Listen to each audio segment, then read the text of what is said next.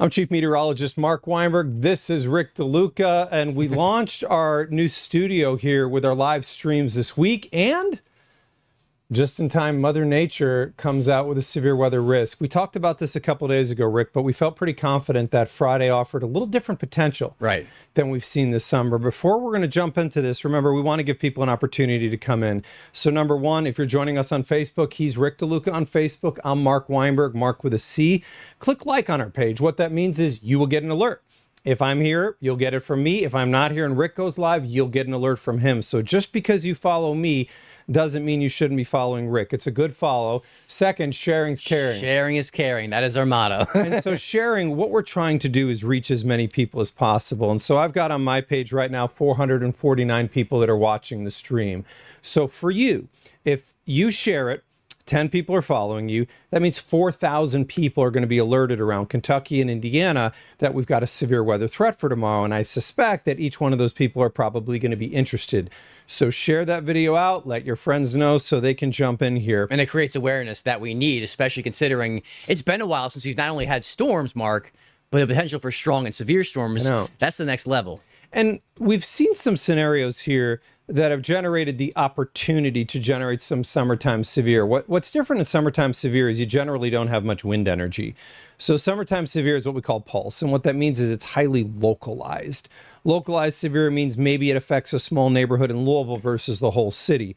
What's different here is we have some wind energy. Right. And in summertime, you don't get a lot. Spring, you get tons.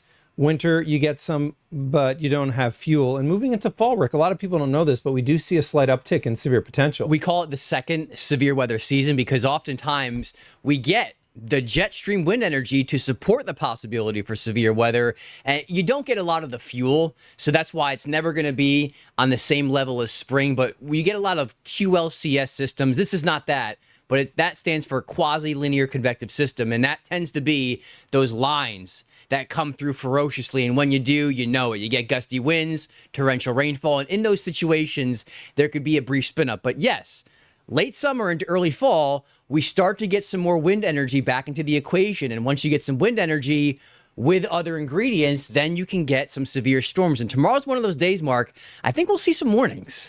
I think you're right. And this one jumped out at us early in the week. So when we were looking at this, it's funny. Rick and I work together so much. Truth is Rick probably sees me more than he sees his wife. But Rick, we're around each other so much.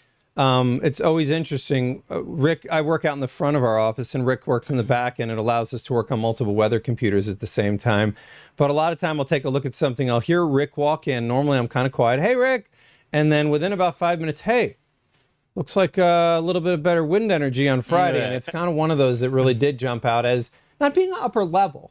We're not talking about an elite level event, but even this, Rick, saying the opportunity for tornadoes. Right. We haven't said that in a little bit. And I think you can sense that that's caused a little bit of a little awareness. Bit. And I know there's a lot of people out there, you know very well, there's a lot of storm anxiety. I mean, the minute people hear severe risk, their heart starts going and racing. You get a little bit nervous because, I mean, rightfully so, this is an area where severe weather can be violent. So yes, we had the possibility for severe storms. Just to kind of give you an idea when we talk about wind energy, 35 knots, Mark, is where we always like to see, which is about 40 miles an hour for those of you doing the conversion. So around 40 miles per hour. And this indeed is the first time that we've seen enough wind energy, at least to be in that category, to give us a concern. So from here, everybody, if you are just joining in, again, please share the video with your page. I've got about 900 on my page right now. If you have 10 people that follow you, that means 9,000 people would get an alert. If you have 100 people, 90,000. Let them know. Jump in on the video. Mark and Rick are going to be talking about severe potential. And we'll get to your questions at the end, just so you know. And yeah, if you're new here, so the way that this will work is Rick and I will go through an analysis. It'll last about 20 minutes or so. And we always like to give some Q&A at the end. I suspect there'll be some Cardinal fans that are going to want to know specifically for them what to expect. So let's jump into this. Rick, we call this the severe weather equation. What? So the severe weather equation is taking into account how Mother Nature works. And this is something that over years of doing this, you find that there are ingredients, let's say in the Ohio Valley, chased in Oklahoma for a while, chase the high plains. There are ingredients that must be necessary in all scenarios to generate severe. And so we start this off with warmth and instability. And warmth and instability are generated by fuel is generated by warmth and high dew points, Rick. So we would refer to that as the fuel. So a good analogy, and I use this a lot, the car. You know, we are home to Ford. Ford's got the GT500, that thing's super fast. We've got the new Corvette that's crazy fast.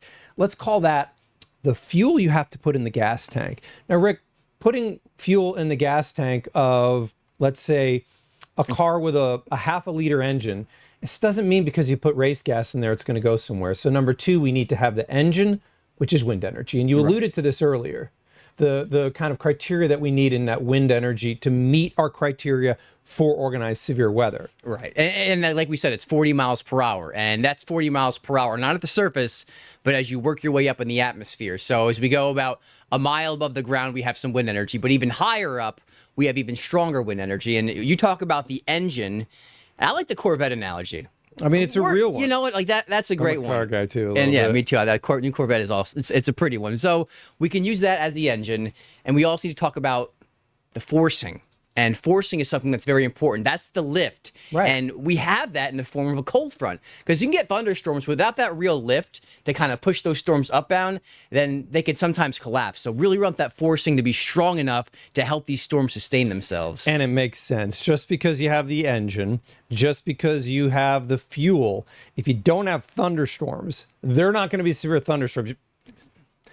Severe thunderstorms. You have to have the thunderstorms to fire. There's days where we get that incredible wind energy with fuel, and we have a cap in place. Right. And you never even fire off the storms. And the cap, just think of that cap as, let's say you've been in the pool before and you have one of those big inflatable beach balls and you're holding that underwater.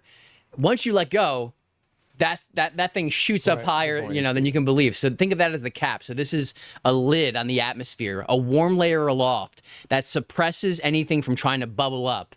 And something we don't talk about here that often, or we haven't had to at least, is severe weather criteria and how we measure this. Tomorrow, it's a slight risk. So we're not talking about a high-end, you know, sort of risk scenario. This is a slight, meaning there's scattered potential for some short-lived intense storms. This is not the numerous, this is not the widespread stuff, but like you can see on your screen, that slight risk covers a large chunk of the area, especially on the Kentucky side of the river. So you're talking about E-Town, Bardstown, Litchfield, Campbellsville, Greensburg, Columbia, Willersburg, and also Springfield. If I just mentioned your town, you are under the slight risk. And Mark, you notice Louisville's not in that.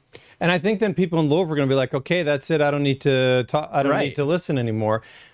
We're showing you what the Storms Prediction Center has. For those of you that have been watching my Facebook Lives, and now they're Facebook's Lives, and now they're on YouTube, and now they're on X, you know that part of who I am is not to take someone's word for it. These videos are about analyzing the setup. And so this is what the Storms Prediction Center has. Their risk goes, and it really mirrors the Western and Bluegrass Parkways and points to the south in their slight. In full transparency, there's something called a marginal risk. We don't show it because it just simply goes fail often. And so our opinion is we don't want to become the boy who cried wolf. Right. So from here, let's start to go into the discussion. Are we talking about something that's on the now? Simply put, no. There's no thunderstorms out there. There's no rain out there right now. It's quiet right now. And even as we go around our region. So it's important to note, this is not overnight. This is not something I'm going to wake up tomorrow morning. I need to be concerned about this is tomorrow afternoon in the time that we're watching. And the afternoon part of that element is actually an issue because it's peak heating.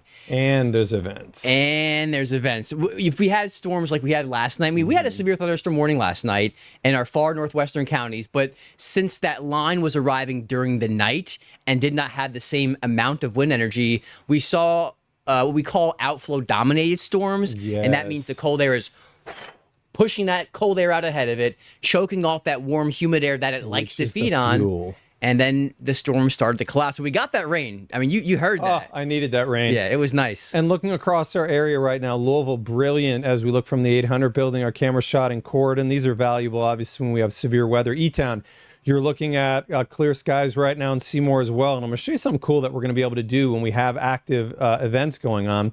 Rick, we're going to be able to show you the 4-box.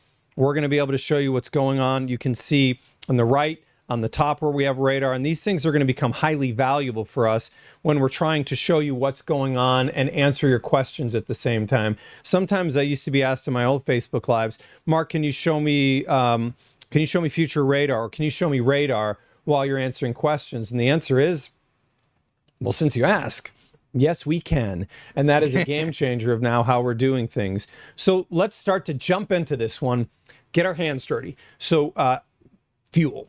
I'm going to start with fuel. I'm going to hand to you in a moment here on the wind energy. So fuel is generated by warmth and high dew points. And as we look around the area right now, Rick, there's warm temperatures everywhere. Was aren't warm at all? No.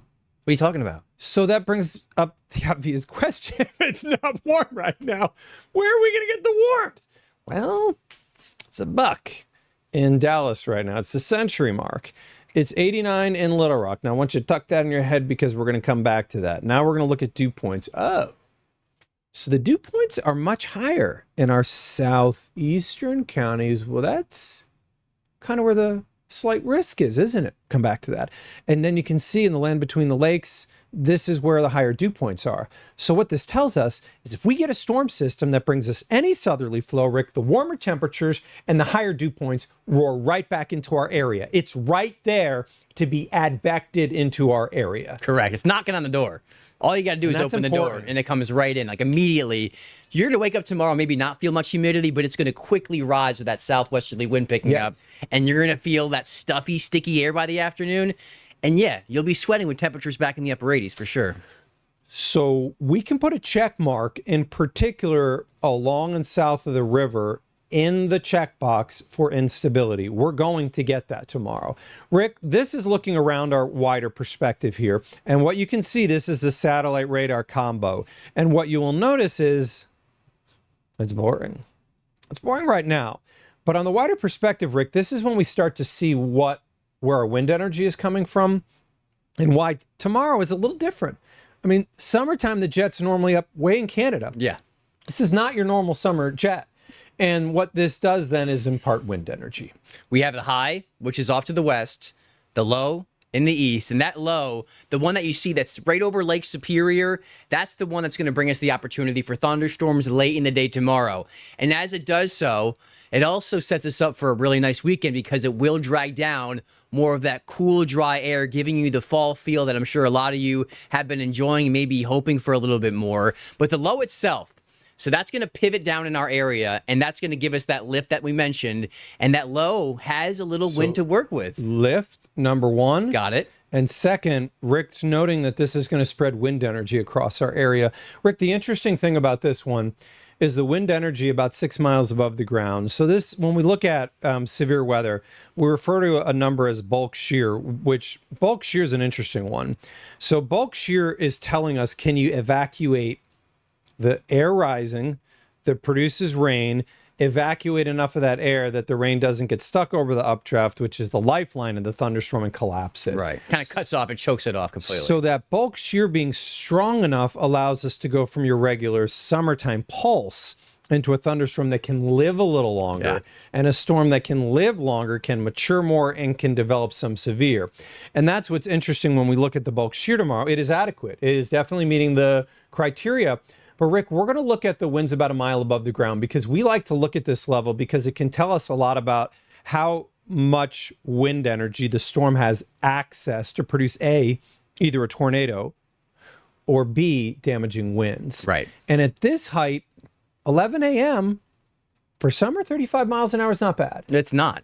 Thankfully, there aren't storms at 11 a.m. That's a valid point. So then Rick's obviously pointing towards the afternoon. Rick, let's go to the... The winds aren't as strong. So the winds are getting a little bit lighter as we go into the afternoon. Okay, if the winds are the fuel, or the engine. So what that means is the engine was, okay. We'll call it an okay engine at 2 o'clock. But as we move towards 5 o'clock, that engine doesn't look as strong. No. So it's inverse. We're actually gaining instability throughout the day, but we're losing some of the wind energy. So these are important things to note when we analyze severe potential. And you can see, even as we go through the evening, these winds get weaker and weaker. Yeah. So what we know is we have adequate wind energy in the mid-levels, but it's very clear that the low-level flow in this scenario is substandard on Friday. So this is something worth noting here. So from here, you can see the winds just completely weaken off. Now we're going to go into fuel, and we talked about this a little bit. We talked about the fact that we would have warmth. Yes.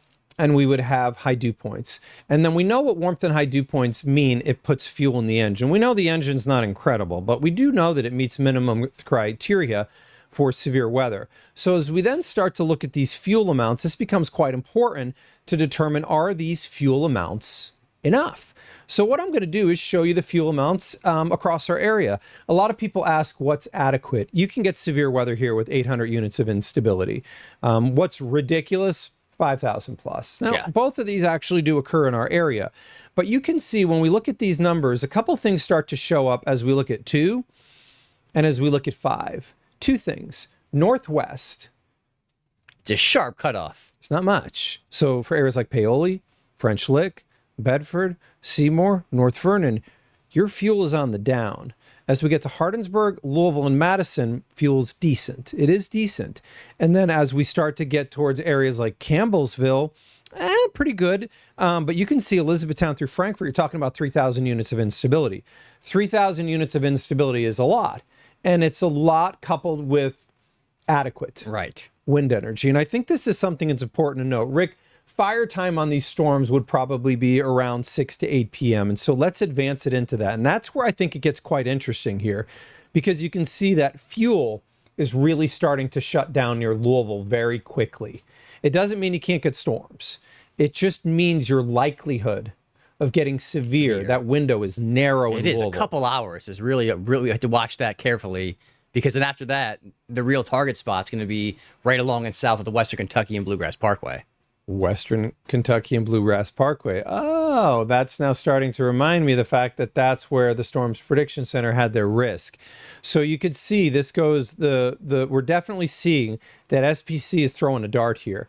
And you can see that along and south of the Western and Bluegrass, we have more fuel. This includes areas like Munfordville, Campbellsville, Greensburg, Columbia, Springfield, Lawrenceburg. This includes you in the Lexington Metro. And we can see that you have more fuel than what we have in the Louisville area. So this then becomes quite important, and one of the main topics here is that when you're talking about severe potential, and if you're talking a little bit further north, you're just lacking in several ingredients. When you're talking about along and south of the Ohio River, it's there. It's more so when you go along and south of the Western and Bluegrass. And then you can see that fuel just then goes away during the overnight hours. So from here, Rick, we're going to use a value here, and we're going to combine wind energy with instability. And we call this supercell composite. This is an interesting value that just tells us how likely is a thunderstorm to rotate. Right. And there's a lot of parameters that we look at when it comes to looking at severe weather. I mean, there's a long list of them. We look at helicity, we look at tornado parameters, supercell composites, which is what we're looking at right now. And so just so you know, it's not just you open a computer model and you read it. I mean, there is so much depth and so many details that goes into severe weather forecasting. I think when I started here, it's almost 14 years ago. Have you been here for 14 years? It's almost. I'd say at least. I mean, I was going to say it was 20 because there's a lot more gray than when I first met you, my friend. The gray hair's coming in fast. But yeah, it's been a long time. And that was the most intriguing thing when I came here. I moved here and remember in the first month, we had a tornado and snow. Within 24 hours. This was like in December, and I was like, and most people would say, "Welcome to the Ohio Valley." And that was my welcome. There was a nice welcome, but I was like, "This is insane. This is crazy that you can have those two extremes in such a short period of time." I mean, as a meteorologist, I was blown away to actually just to see that. But I've been, I'll tell you, I mean, Rick and I, like I said, we work a lot together. One of the things I've enjoyed over the years of working with Rick is when we hired Rick, and I remember when I interviewed him and spent some time getting to know him. What I really noticed about you when I first met you is your desire to continue to learn. And, 13, 14 years later, after we first started working together, that's never changed in you. That is who Rick DeLuca is. I appreciate that. I say I'm a student of life. I mean, I feel like a day wasted if you don't learn something or teach someone something. But Mark tends to take the teacher side, but I like to learn. I mean, it's definitely a great environment too. Radar meteorology is the one thing that I think Mark knows that, I'm kind of a geek over. And love it. And yeah, it's something that obviously you'll be seeing more of here too on the live stream. Yes. Because sometimes Mark's on the newscast, he can't always be on the live stream too. Correct. But I'll be able to come in here if we have storms. We'll track the storms. Jude likes to call me Radar Rick, so I guess I'll stick with that. But we're going to be here for you a lot more during storms as well, which is the great advantage of having our live streaming studio, because we don't have to go through programming. It's a cool place. No interruption, and we're coming to you where you are, giving you the information that you're looking for. And honestly, we'll come back to just one moment, but what we wanted to do when we started to think about how to do this, we've got multiple cameras, we have our own set, we stream, we have full access to 6 weather systems. We're not trying to do what you kind of see on YouTube a lot, where it's just kind of I hate to say it, but just this amateurish stuff. And it's what we see is there's so much sensationalism.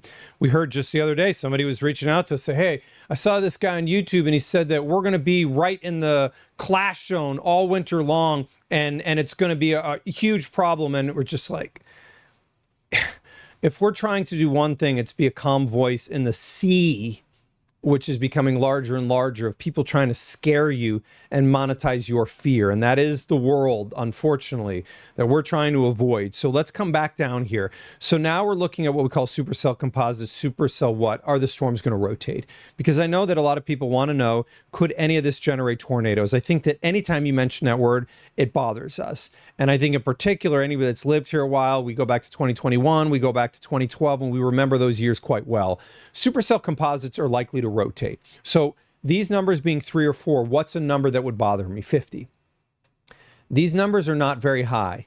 And number 2, what you notice is they're before 9. And number 3, you're going to notice most of these are near and south of the Western and Bluegrass Parkway. And we mentioned this earlier. Storms Prediction Center had their risk. There are times where we agree with them, and there are times where I pull my hair out because I'm so frustrated. But we don't care whether they're right or wrong. We're just trying to get the forecast right. And this came up once before. Mark, you disagree or agree or no? I'm just trying to get the forecast right. I talk about this a lot, but it's a handshake with you at home. If I don't give you reliable information, then I'm worthless to you, and you're not going to come back and watch us and trust us. And everything I'm trying to do and accomplish and helping goes into the garbage can. So, Rick, we're going to look at advanced track now. Note on the top right part of your screen there, you can see the time. We're going to make ourselves a little bit smaller so you can get that a little bit bigger on your screen, because I know this is the one that everybody wants to see. Yeah. So, Rick, the timing here at 7.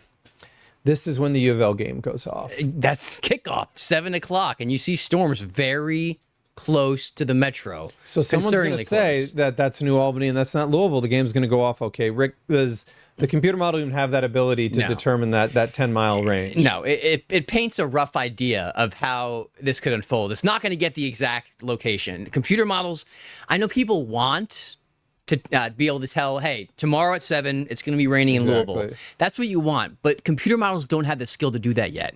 That's just a fact. So it's more of an idea of what could happen, not so much gospel, where, we got a storm in Louisville, 7 o'clock, the game's going to be delayed. So the picture being painted here is between 6 and 8 is initiation. So for U of L fans, the time that we're going to watch is going to be between 6 and 9, and I'll advance this a little bit further. There's another question that I'm being asked a lot by U of L fans. Is this going to rain? If it does, all game long? Well, number one, what you can see is in our area, this is a broken line. Right. This is not a line where every single location is seeing a thunderstorm. So what we know then by this, I'm going to go with about a 40 to 50%, in particular between 6 and 9. Second, what I'm going to tell you is if it does storm, it's not going to be storming the whole time. Rick, by 9 o'clock, that initial wave has moved along. Second, we know that makes sense. We know that makes sense because the data showed that the fuel was starting to nosedive after 9 and slide east. And you know what those storms are doing, Rick? They're like, I need a gas station. Where are they going? To where the gas is. The storms are smart. They like to follow the fuel, and they will do just that, which means for those of you going to the U of L game, one word of advice: I think you know where I'm going with this I one. know exactly where he's going. Just bring the poncho. It doesn't hurt. It doesn't. And I'm going to tell you, we helped the University of Louisville, and I've helped them for over a decade. We will be working with them tomorrow. I'll be giving updates. If we need to delay, we will. Just for those fans that are curious, I've been working with U of L for a long, long time, and there is criteria. So NCAA has protocol, which dictates how we function in NCAA level events. If there's lightning within 8 miles of the stadium, whether it's football or baseball or lacrosse or field hockey or soccer, and I help them all, we would then evacuate at that point. Now, I'll use an example. Jim Patterson is not a grounded stadium. What that means is if there's a lightning strike within 8 miles, we have to evacuate the stadium. So that means you have to go to your car. If you're at L&N, this is a grounded stadium, which means if lightning was to hit the stadium, it would ground to the ground. So you can go underneath it. You go inside, not inside your car, but you can go underneath and still wait there under the delay. The delay per NCAA protocol is 30 minutes for a strike inside of 8 miles. So then what happens if we get multiple strikes in 8 miles? Every time that lightning strikes occurs, we reset. So that is something some people have asked me about. You probably see me on the sidelines at the U of L games. That's the reason I'm there, so that we can let people know what's going on. So after this point, Rick, we know that by 11 p.m., a lot of the significant fuel has been moved now into the eastern part of Kentucky. Correct. And we do see thunderstorms firing behind this. But what we see is these thunderstorms are firing in about 60-degree temperatures. And we see even rain and thunderstorms moving through overnight into early Saturday. And from the perspective of, is that going to help my lawn? I mean, that's a slam dunk for sure, yes. Yeah. But that window of severe is probably between 6 and 9 for Louisville. And probably in our southeast counties, maybe until 10 at most. Right. Which is, you're talking about 3 to 4 hours where we have that potential. And it will not be storming the entire time for sure. If it even storms, there's still potential that storms could miss some of you. So I'm going to go back one more time to advanced track so you can see. And there's one last part of the puzzle I want to add here. And what I'm going to show you is to look at the arrows. These are surface winds. So these winds have already shifted to the north before the storms fire. That matters because you basically are shutting down the fuel. One might be able to argue the effective cold front is where that wind shift is from Frankfurt through around Campbellsville, which is quite interesting. Second, the reason this matters is you're not going to get a lot of winds changing direction with height. In fact, we see it kind of flipping in both directions. We call this veer back veer. Right. Rick, this is something that's a big deal, because you have one part of the thunderstorm that's rotating, or that's supporting clockwise rotation. And then when the air rises a little further, it's supporting anti-clockwise. So you never get the storm to rotate because they're twisting in opposite directions. They're working against each other, those two forces. And Mark's referring to what we call directional shear, which is change with wind direction and height as you go up in the atmosphere. The other type of shear is called speed shear, where the winds don't change direction with height, but they actually increase with intensity as you go from the ground up into the atmosphere. We're not talking about a lot of directional shear tomorrow. In fact, it's very minimal. And that's why the tornado threat, we're not saying it's zero, but it's going to be extremely low. There is some speed shear associated with tomorrow, but still not a ton either. And Rick, the speed shear is something that just really supports these damaging winds. But even when we look at whether it's tornado potential or wind potential, most of the strongest belt of wind energy is in the middle of the atmosphere. So we're not talking about it super low to the ground where the thunderstorms have immediate access. It only has to move that wind down 1,000 feet, and then you have a severe thunderstorm. This has got to take that wind 6 miles from aloft down to the ground. And this then starts to make a whole lot of sense why we're seeing what we're seeing. So one more run through the data. You can see the top right part of your screen is the time. Thunderstorms initiate between 6 and 8. These are transient, meaning they're moving. U of L fans, nothing in the data right now shows all evening rain. Nothing in the data right now shows all evening rain. In fact, it brings some back in early on in the day and then pushes that across our area on Saturday. So we come back to this severe weather risk from the Storms Prediction Center. And what I'm going to do is throw them congratulations, because they've got a wonderful forecast that's very well placed. Rick, we've got the slight risk going from Litchfield, E-Town through Frankfurt, including the Lexington Metro. This includes Campbellsville, Munfordville, Greensburg, Columbia. This does include the Bardstown area, and this does include the London, Kentucky area. Damaging winds are the primary threat, as you noted, because top of the list. We don't see a lot of shifting in the winds. Number two, some small hail can occur, not huge. No, nothing that can do damage. I don't think we're there. I agree with that. And then we're going to say a rogue tornado is not out of the realm of possibility. And Rick, speaking a little bit closer to this, you'll notice at Louisville, the damaging wind probabilities are not as high as they are near and southeast of the parkways. They drop down to 5, and then that's the brownish color. That yellow color's closer to the 15% risk, and that's where you have the greater potential of seeing some damaging winds, 50, maybe 60 miles per hour. Yeah, you could see some tree limbs come down. That's not out of the question. Not out of the question. Could knock down some, some power lines. That's the sort of system we're talking about. And we still have a lot of leaves on the trees. That's not going to change for a while, and that brings more surface area to. And we're still on the floor here. We're still not. We have a risk. We're not talking about like April 2nd this year when Louisville was hit by an EF3. Yeah. We've got this potential. We're not talking about an elite scenario. And Rick, that is shown really well in the tornado risk for tomorrow. And so, once you get your first tornado risk of the season, this stuff spreads like wildfire online. And so let's be clear. There's a 2%. 2. Which means there's a 98% chance.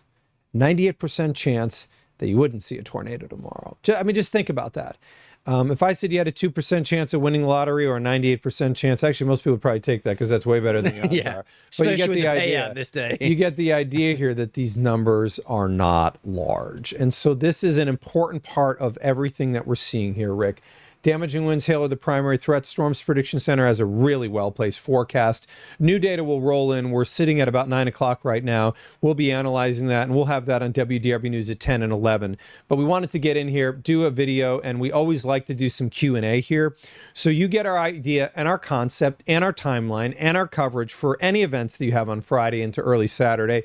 And what we always love to do in our videos is open up to questions. Number one, if you enjoyed the Facebook Live, or if it's YouTube where you're joining us, if you're on X joining us, you can throw up some thumbs up and some hearts across the screen. Share the video with your friends, family on your pages. If you don't follow me, make sure you do that way. You get an alert when I go live. If you don't follow Rick DeLuca, follow him. You'll get an alert when he goes live.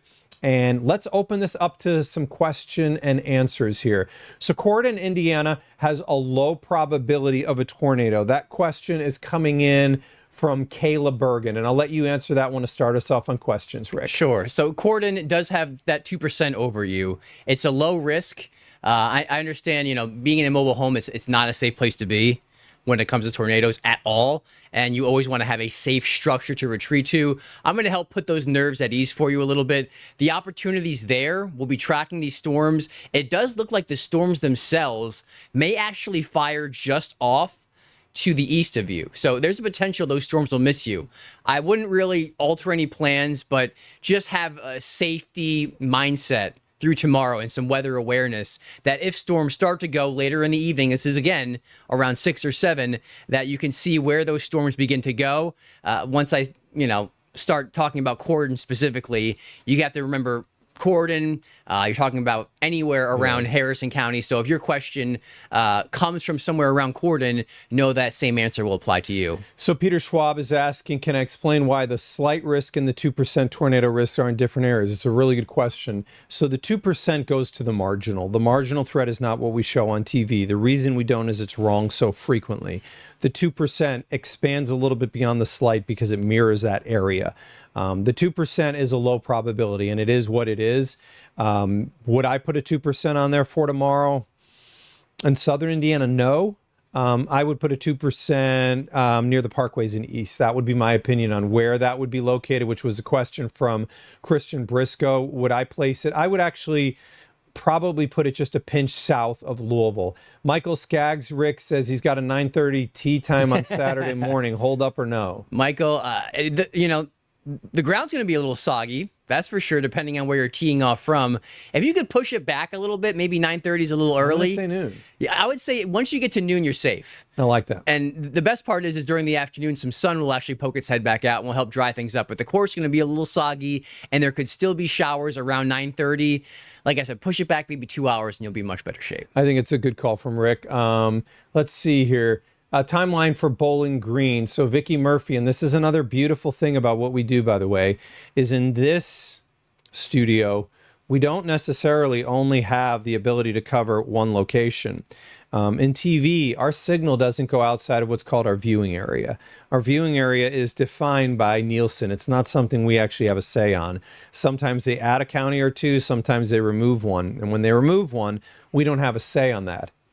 In this room, we have a say, and we can cover whoever we want to cover. And that means in Bowling Green, we are going to be watching for you. And that means in Lexington, we're going to be here to help. It means in London, it means in Somerset, it means in Western Kentucky, like Paducah, land between the lakes. We're going to be able to help you guys. If you're in Indiana, we're going to be able to help you if you're in Indy, if you're in Seymour, if you're in New Albany. We can go west to Evansville in here. We can go east to Cincinnati in Ohio. We can cover a different area, and we will be. So make sure that you look for us when there's things going on around our area. So Bowling Green timeline for tomorrow. Bowling Green, I'd put the initiation between around 6 and 9. Because you're further south, you may stay in fuel a little bit longer. So your severe potential may go to 2, 3, 4 in the morning, and even some gusty winds as we go towards Saturday morning. But I think that primary is going to be in peak heating in the afternoon and evening. Let's see. Pam is saying, will we still be doing Facebook Lives like we used to just in the new studio? You got it. So you guys look for us on Facebook Lives. This is Facebook Live, is it. and we're going to continue to do them. It's just we have a much better place to do them in now. You can see that we've got the ability to show graphics, show them in different ways. We can show you our camera full. We can show you with our graphics full. When we have active things going on, we're going to be able to talk to you from the corner. We have another weather system there right now. We don't have it loaded, but you can see that's going to be cameras around the area, so you can see live when we're talking about what's going on. So yeah, the Facebook Lives will continue to live on as what we're doing, and we always have. We're just taking the production value up notably. I think people see your typical Facebook Lives more of like that raw product. Think of this as just a polished product, but the same exact thing. You're still getting the severe weather analysis. You're still getting information that you want, your questions answered. And that's the one thing we really pride ourselves on, is being able to communicate one-on-one with you. And if you have a question where you live, this is our opportunity to kind of connect a little bit and chat with you directly, because sometimes, you don't get that chance all that often, or you're screaming through the TV screen, I want to know what's going to happen here. Well, you don't have to do that anymore. You can literally type it in and you will get answers to all of your questions from us one-on-one. And that's our goal, is to help. It's always been to help people, and as many as we can. And now with this setup in our studio, our streaming studio, we like to call it, we have a lot more bells and whistles, and we have the ability to show you and also tell you, and we're going to be here for you every step of the way with these storms. And we'll also be able to show you things like this, where we have questions that come up live on the air. So is there a hail threat for Central Kentucky? There is a small hail threat. There's not an overwhelmingly large hail threat. Kathy's saying it's nice watching us. Luis says, we appreciate you here. Henry County, Rick, what time for thunderstorms there? So again, initiation, this is around 6, 7. So I would say Henry County, probably closer to 8 would be your impact time for thunderstorms. Once again, strong, severe, damaging winds are the main threat. I cannot emphasize that enough. And somebody here, Nicole is asking, she says there's a festival in Madison all day tomorrow. How does it look? So I think that a chunk of the state's dry for you, for what it's worth. I think we need to watch for Madison. I'm going to say 7:30 on that initial wave through around 11. It's not going to rain the whole time, but you may see a thunderstorm in that time frame that you need to watch. Barbie is joining us from Mayfield, Kentucky. She's asking about what time. So Mayfield, I think Mayfield's a little far west for this one, because that wind shifts to the north so quickly, Rick, that's going to shut off the fuel a little bit more quickly. And I think for you, I think this is east to you. Yeah, the environment's a lot safer there in terms of storm formation, way more I would say tumultuous further off to the east. So again, this is more of a central eastern Kentucky sort of scenario. And so Sherry Rick's asking, what's the timeline for Elizabethtown? I have to leave work before the crack of dawn. So if you're talking about tonight, no issue. If you're talking about tomorrow night into the early morning, there's probably going to be a line of thunderstorms coming through around 5 to 6 to 7 a.m. So some thunderstorms could affect you in that time frame. Kyla is asking about Louisville, Rick. Timeline threats. Again, threat, damaging winds. Can't rule out a brief tornado. That's something that is at the lower end, but want to mention it so that way you're aware. Again, 6 to 8, I would say, is the window. But in terms of how much time. It's probably about 2 to 3 hours where there's the potential to see some strong to severe storms. It is a very small window. You're not going to be sitting there wondering what's going to happen for 6, 7, 8 hours. It's just a couple hours. You have to pay attention. I know it's Friday evening and you're anxious to get the weekend started, but there are a couple hours late tomorrow where you should just be plugged in. And when I say that, just have your phone nearby, have us on TV, just have the ability to get the information you need, whether it's weather, wireless alerts, or, I know no one really uses the weather radio as much anymore. And it's sad because it was so reliable. It was the phone's kind of become the way to go. And it's not as reliable. Kentucky Responders Photography is watching us on YouTube. We appreciate you joining us here, asking about Oldham County. So Oldham County, very similar to Louisville. Time frame is within 30 minutes. So I'm going to still say 6 to 9 for you. I'm going to say damaging winds would be the primary threat. Can't rule out a spin up, but I think that the chance might be just a little bit better further east and south of you. And to be clear, the threat of tornadoes is not very large on this one. So when I say a little bit higher, it really does mean just a little bit higher. Let's see here. Tia Lanham is asking about Washington. I'll say Mount Washington, very similar to Louisville, 6 to 9. Threats are very, very comparable here. That would also go for Shepherdsville. So we're running to the end here. I do want to mention here that we're going to do 3 more questions, and I'm going to put this on screen here. Looks like some guy named meteorologist Bryce Jones. Two good-looking guys right there. I don't know. I don't know where I know that name Bryce from. Who's Bryce? Bryce Jones. That sounds familiar. Whatever. So 3 more questions here. This question here coming from Ina Pickett. She's out of Campbellsville, Kentucky. Getting a sense, Rick, for Campbellsville, Kentucky. This will be our Southeast counties time threats. That's going to be a little bit later because the instability hangs on there a touch longer.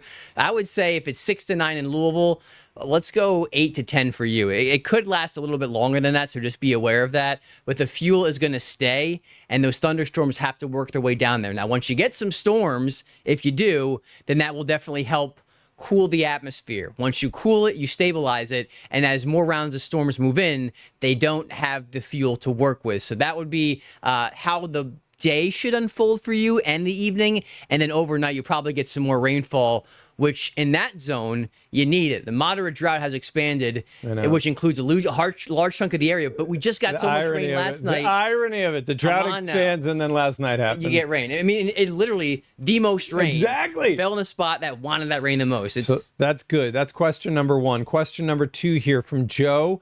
Joe is saying, am I going to get wet at the Louisville kickoff at 7 p.m. tomorrow? I'm going to take this one, Joe.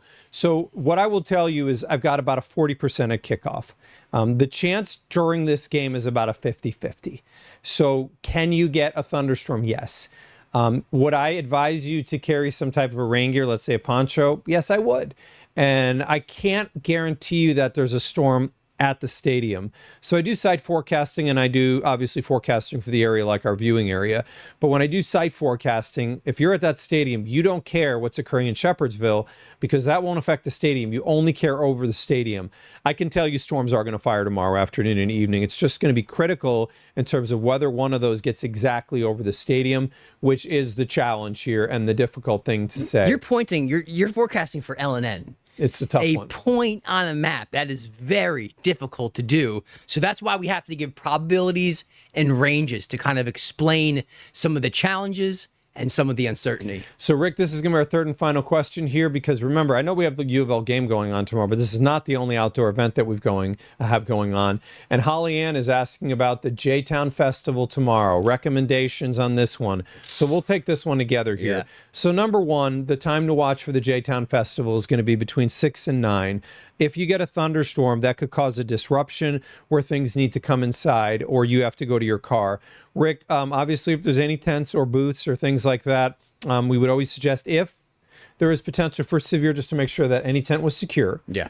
Because if you get a 60-mile-an-hour wind, you don't want to create a hazard for other people. But is this a cancel scenario? The probability, in my opinion, is not high enough to cancel because I think if you pull the plug on this one, you may regret that because the thunderstorms are not guaranteed. But I think it's also very important for that festival to be weather aware. Yeah, and you're losing so much good time. There's so many hours of the day tomorrow that are going to be fantastic. Morning, dry, sunny, clouds increase, and you're looking at 4, 5, through 6, not much brewing. There's just that tiny window where you have the potential for some thunderstorms. So during that time, watch out. Like Mark said, if you do have to duck and cover, it would maybe be for about 45 minutes, not hours, which means you can go ahead, maybe, just take a little retreat to the car for a short period of time, and then the rain stops, you can go back out and have a good time for the rest of the evening. So for every one of you that gave us 40 minutes of your time tonight, we appreciate this. And this is it. Again, as I said, this is the evolution, that one of the things that we really wanted to do. Rick and I I think we both can tell you this. This has been kind of one of our things that we've been working on behind the scenes. I like to kind of call it our baby, because we really do take a lot of pride in being able to do this. For sure. Coming in here, having a studio, having a professional level that is mimicking what we show on TV, not just putting a little box on the screen, but having this variety when we get really active stuff to be able to show you all of these things at the same time. Wick and I can be answering questions while we've got the data in the corner. The data needs to be a little bit smaller because you want to see radar. No, it's time where I want to see Mark and Rick talking. Having this ability was our dream. With the Facebook Lives, that this originally was a brainchild, a beginning, is that we found that we could reach people in a different way, and people were interested. Second, this is our jobs. And I think that it's been kind of a dirty secret, but I mean, we have to still keep the bills and pay the bills. Yeah, keep the lights on. And one of the nice things is we have sponsors for these lives now. And if you are ever curious about who they are, we roll them always in the beginning. And please support them. And by supporting them, you're supporting us. And so these are important things that we do. And with the sponsors now, it even makes it easier for us to do these more often. But this has been something we've dreamed about, and seeing it come true and us be able to do this is fun for us. And I think, Rick, this is just one example of what's going to be many as we go through an active winter. It's always active here in the rumor mill of, is it going to snow? Is this something I don't need to worry about? Is this a panic mode in the really cold, in the day where it's flooding, and then it turns into severe weather, and then it snows that night?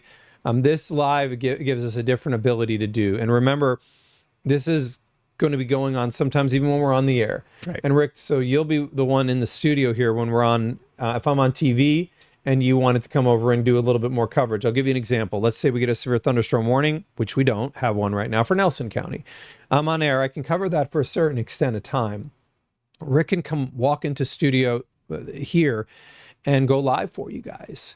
So if you don't follow Rick DeLuca, it's hyper valuable because you'll get the alerts when he goes live. And there's a good chance I'll be in here talking, and guess who's going to pop in? It's kind of cool. So I can be on TV. If Rick's live, I can walk in here and we can talk for 5 minutes, and then I can go back on TV. Number one, if you guys enjoy the Facebook Lives, flood our feeds with some thumbs up and some hearts. Remember, this is not just Facebook Live anymore. It's a Facebook Live. It's a YouTube Live. It's an X Live. So we're going to call this our lives. And we will hopefully be able to go onto TikTok at some point. It's been a little bit more of a challenge to get into that. But we will be doing lives on TikTok as well. So thank you to Rick DeLuca. I'm Chief Meteorologist Mark Weinberg. Hope you guys have enjoyed the live tonight. Remember, new data is rolling in right now, so I've got 45 minutes to analyze that data. Rick and I will be looking at the data together, and the data staggers in. So I'll have the newest data that I can have in the high res that's going to discuss and cover any updates to the timeline tomorrow, any changes in the threat for severe potential, and any minor location changes, because this is real. Rick's going to be analyzing some of the other data that comes in a little bit later. We call some of this hyperlocal, some of it's more mesoscale. Rick's going to be analyzing that, and he's going to have updates on 11. So I'm 10, 1022, 1037. He's 11 and 1122. So we appreciate you guys in here, and we'll see you guys on WDRB News at